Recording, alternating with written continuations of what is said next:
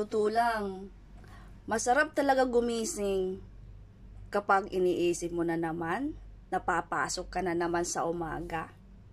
At nagbubuo ka na naman ng pagod at para mabuo na naman ang iyong pangarap. Sa totoo lang, para sa akin, masarap sa pakiramdam yung nagpagod ka na kahit maliit lang sinasahod mo sa company mo, hindi mo ininda yung pagod. Ang dahil iniisip mo ang para sa sarili mo, iniisip mo para sa kinabukasan, iniisip mo yung mga pangarap mo na kahit maliit lang ang sinasahod mo sa company mo, sa company na pinapasukan mo.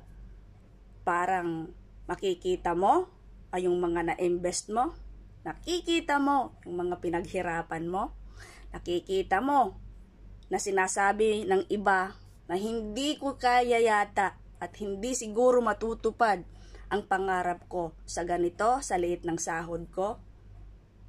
Baka, pero kapag nakita mo, pinagsikapan mo na kahit maliit lang sinasahod mo sa pinapasukan mong trabaho at lalong-lalo na nakikita mo yung mga pinaghirapan mo, nasasabihin mo sa sarili mo, kaya mo palang gawin kahit maliit lang sahod mo, pero kaya mong mag-ipon, kaya mo at kayang-kaya mo sa mga pangarap mo na paunti-unting natutupad.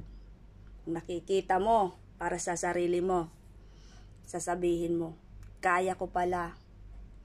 Masarap sa pakiramdam yung nakikita mo, yung pinaghirapan mo, sasabihin mo na lang, akala ko hindi ko kaya. Kaya ko pala na paunti-unti nararating mo ang iyong mga pangarap. Yun ang tinatawag. Yun ang gamot na nagbunga ng prutas na iyong hinarvest.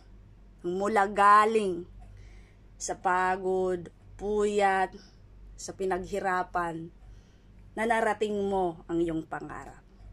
So kaya, yon ang gawin mo. Huwag kang tatamarin sa umaga. Huwag mong iisipin, pagod ka na. Isipin mo lang, papasok ka lang sa trabaho. Isipin mo lang, nasasahod ka ng buo.